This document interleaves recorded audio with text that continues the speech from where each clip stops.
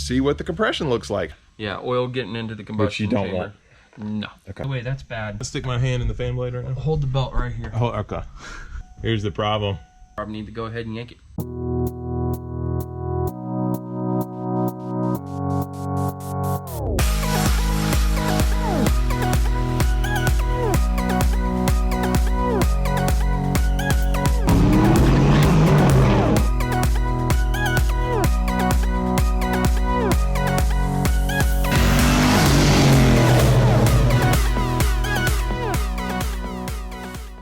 Hello and welcome to Gearhead 704. I'm Matt and we are back over at one of our favorite places, Fox Mustang Restoration today, where my SSP has just been lowered down off the lift.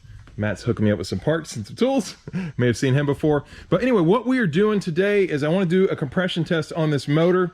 Make sure it's all good. We need to know what we're getting into. So I'm going to pull all the spark plugs, take a look at them, which will also get kind of, give us an indication. That'll give us an indication of how the car is, if it's burning oil or that type of thing. If we see oil on the plugs, that's probably not a good thing, depending on what the burn pattern is. So take a look at that, explain all that to you guys, and see what the compression looks like. Hopefully all the cylinders are good. Don't know, kind of suspecting this not to go well. Seen some evidence that maybe there's some things potentially wrong with the engine. So we'll find out today. But anyway, that's what we're getting into. So I'm gonna need to go ahead and start getting dirty.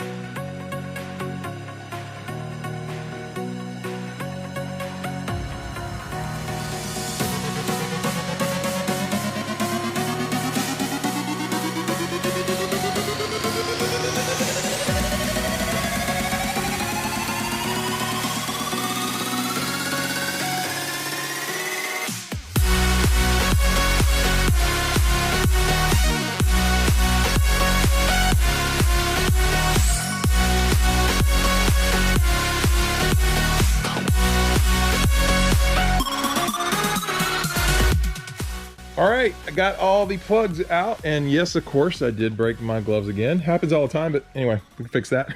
So Matt set me up a pretty cool box here. So, in case you guys don't know, I'm not a mechanic. So this is how we're keeping track of the plugs, which maybe even a mechanic would use this. I don't know. No, you would just know probably. That's what you got a brain like that. No, I do this. Okay, it works. Yeah. So they're out, and I'm going to talk about what I see, which I have no idea, and then you explain it. So to me, it looks bad because I see the tops are very black, and then in some of these I see we've got, black down to the third or fourth rung here. I don't know if that means anything, but. Not really. These probably, I'm not familiar with the trick flow heads that are on this, so it's very possible that these are actually exposed in the combustion chamber. And that's why you've got that carbon buildup on those, but I'm not even that worried about that. What I am looking at is the condition of each plug. They do look to be the same condition all the way through, some a little wetter than the other. I want to say, I'm not sure if we've got a slight oil fouling problem or running rich. We're definitely running rich. You got a really, really heavy gas smell coming out of it. Yeah, I could smell that when I pulled out. Plus, we know the car's not running right, so I'm sure we have an engine management problem causing it to dump fuel. There is a little wetness to it. Being that it's a little wet still, that makes me think you've got some oil fouling problems. You'll see this one right here, it came out of 3. It's kind of like an little oily powder, or I say powder because like over here it's just like a dust. That's like a carbon buildup. But over here you got it to where it's actually a little oily and you got that sheen. If it's gas, the gas would have evaporated by now. So I think we do have a little bit of an oil fouling problem. So the next step, does that mean oil's been in the combustion chamber? Is that what that means? Yeah. Okay. Yeah, oil getting into the combustion chamber. Which you don't want. No. Okay. No, you don't want. It is possible for a tiny amount to get through past the rings, but that's why the oil control ring is at the top of the piston. Basically, the oil control ring keeps it out of the cylinder, and if it starts to wear out, that's when you start getting heavy oil in the cylinder. We definitely are running rich. More than likely, we have an oil fouling problem. I don't know if the oil fouling problem is going to be in every cylinder. It's pretty rare that you're going to get every cylinder having a problem. Being that this is consistent, I think the buildup here is, majority of the black buildup here is going to be carbon buildup from running rich. But the next step is we're going to do a compression test. We're going to do a wet and a dry compression test to see. I didn't know there was differences. Okay. Yeah, dry compression test is you pull the plug out, put your compression tester in the cylinder, you turn it over, and you get your compression reading, right? Because you're not putting anything in the cylinder. The cylinder's still dry. So to do a wet compression test, you took a tablespoon of motor oil, pour it into the cylinder. Actually, pour it into the spark plug hole. Then what that does is that's the oil sit on top of the oil ring. And if you have a problem in the rings, that little bit of oil is momentarily going to increase your compression reading. Now, on the other end, if you have what you know to be really, really low compression, such as, standard compression, 90, 115, 120, depending on what you're running. But if you're starting to run, 80, 70, 60 PSI in a cylinder, you do a wet test and it doesn't go up, well, it means it's not in your pistons. It means it's going to be somewhere else in the cylinder. Okay. So that's going to be your valves, your head gasket, stuff like that. Okay. So doing a wet, compression test, tell you a lot then, apparently. It tells you a lot. It doesn't tell you everything, right, but it tells you where to start. Okay. We got open spark plug wires going everywhere. Okay, yeah. So we're gonna want to take care of that problem. So all that I do, take the coil wire. Okay, unplug the coil. Put it over a stud, and it'll ground out and still fire, no problem. Okay. So it's still firing. You're not gonna be worrying about wearing it out. So you're good to go. Oh, by the way, that's bad. Oh yeah, it looks corroded. When you pull that off and that's corroded, you're losing a lot of spark through that. And holy crap. So this is going to affect every cylinder. So if every cylinder's not firing right, that might be why we have so much carbon on there. Really? Something as simple as a distributor cap. Well, think about it. If we got a problem on every single cylinder, we need to look at what affects every single cylinder, which is going to eliminate a lot of that system. Yeah. So this right here is one of the things that affects every single cylinder. This also is why you're supposed to fill this boot up with dielectric grease before you put these on there. Okay. So that will prevent that from happening. So hopefully that'll stay on there while we're cranking. Okay. Usually those studs aren't as big on a stock setup. Yeah, and we got I didn't say this yet, but we do have our compression tester plugged in. All right, so I'll go ahead and turn it over. Okay. You can watch that. It's gonna be noisy, bunch of stuff moving, but just don't put your hands in anything that's moving. All right.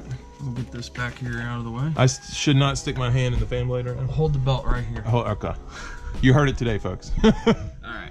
We'll kick this back on. Oh yeah, that helps. There we go. Get a little bit of light. All right. I'm gonna go ahead and crank her over.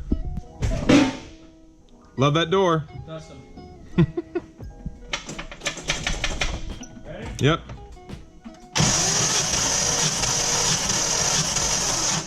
It almost got up to 120. This is cylinder number 4. Ready? Yeah, we're zeroed. Here we go. Okay. Yeah, we're 120 all the way, man. All right. Clear it. We'll do it one more time. All right, hold on. Clear? Yep.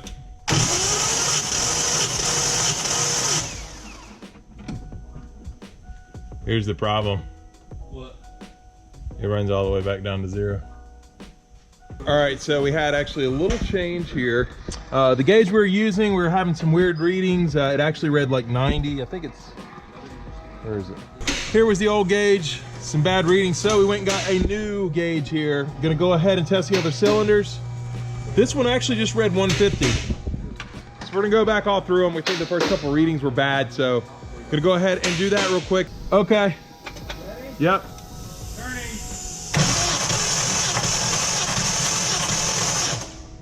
What you got? 150. Kill it? Actually, 140. All right, drain it. Do Okay. it again. You ready? Hold on. I am now. Drink it.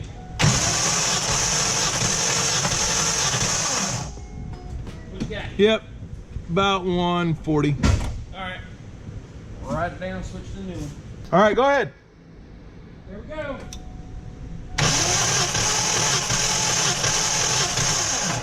we are at 135. Clear. Hold up. This popped right off. Clear.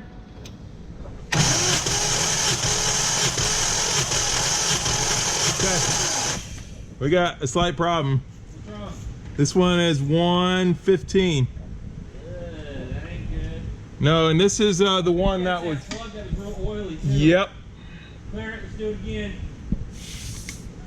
All right, go ahead. Clear.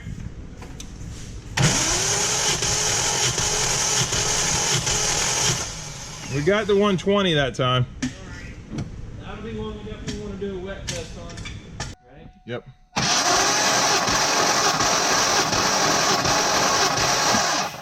There we go.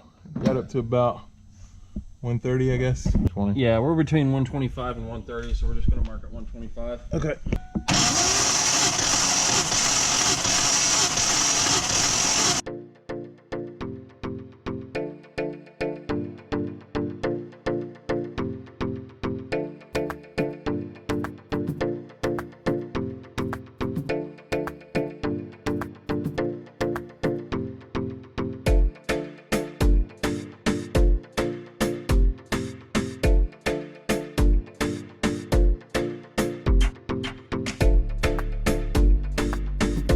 So we had the 2 cylinders that were low.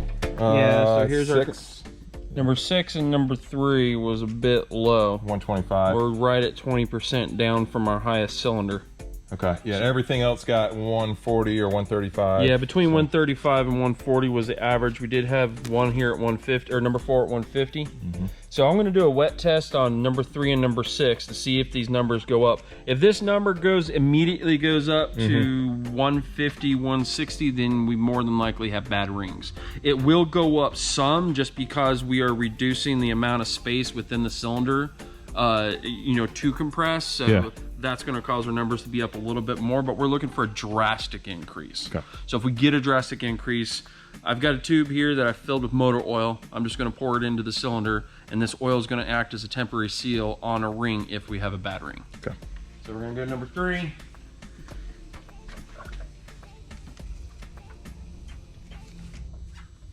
And this There we is go. a It wet, took its medicine. yeah, it did. Yeah. Wet compression test. Yeah, I'm going to pour more. Okay.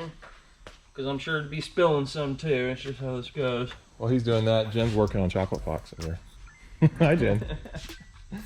If you don't know about that show, definitely check it out. So we'll hook it up. I'll go crank it. I'll have you watch the number.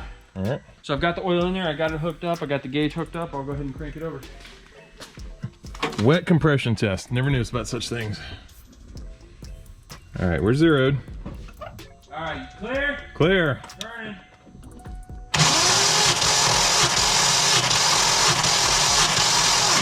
Oh yeah, 145. 145. Yes, sir. Let me reset. Okay, you're probably gonna get an oil spray with that one, possibly. Okay. All right, you ready for the next one? Yep, ready.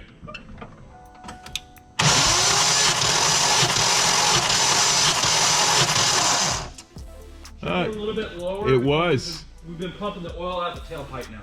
Okay, yep. Where are we It's this time it was only about 130. All right, so that's about right.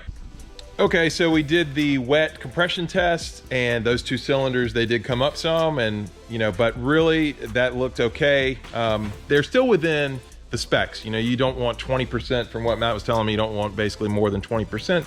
And we were at, reminder, we were at 125. Wet, it was 145 is what we got on 6 and 3. So looking pretty good there. I think what this really means is that compression test wise, our motor's looking pretty good. So I don't think we at this point, we don't really need to jump in and re-ring it. I mean, that's not, you're not thinking so either, right, Matt? I don't think so. Yeah. So we've got a lot of other problems to fix. It was definitely running very rich. Very yeah, good. and you found a problem here with the spark. I mean, that shouldn't look corroded like that.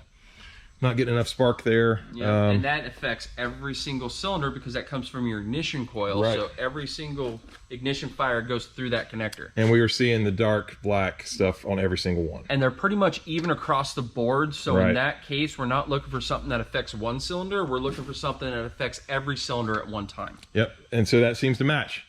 So next steps, we still need to take the motor out because obviously we have some problems with the oil pan. We have to re-gasket it. Oil pan's bad. It's got a hole in it. Yep. You got to do that. We're going to reseal everything. Yeah. So the motor's going to come out, and the transmission, it could be the transmission or the clutch. We're definitely have a problem putting it in reverse. The clutch stuff looked pretty good to you, right? Well, the clutch cable looked pretty good. I really can't see the clutch so much. Right. But the cable itself, it doesn't look chafed. It doesn't look like it's been cooked against a header. And it's tight. Yep. So that means when we push the clutch in, it should fully disengage and go into gear, no problem. Yeah, but it's not. It's very difficult to get in any gear, and reverse it's almost impossible. Yes. So that apparently unless it's moving, which you were able to show us. Yeah, that helps because So I think that's what we're going to do next. Is we're going to next video we're actually going to pull the transmission, or we're going to check the fluid levels. We actually take the transmission out as well, probably. No, we don't need to for that. I mean, if you want to, yeah, we can. But if we're just going to check the fluid level, we could do that when it's in the car. Okay. But my thought is the next steps we probably need to go ahead and yank it. All right. So stay tuned for that. The motor's coming out apparently because we do want to get this thing to the Chocolate Fox. I want to drive it there so all you guys can see how nice the non-paint job is on this thing. You just oiled it, right? Yeah. Well, you know, I got it. It looks that looks pretty good. Can we just pour motor oil all over it? And wipe it down with motor oil. We'll do that right before the show. That'll look great. That'll look great, folks. All the water will bead right off of it. Yeah, no problems. Anyway, that's going to wrap this video up. Stay tuned for the other videos. We're going to continue the build here. And, you know, Matt, thanks for spraying oil on my face today. You're welcome. You know, when you hooked that up, and unfortunately missed that, guys. So maybe next time. Maybe next time we can get that from. We can do it again. Anyway, if you enjoyed this video, please hit the like button. If you're stopping in for the first time, please subscribe because I do upload 2 times a week, every Sunday and Wednesday. We'll see you next time on Gearhead 704.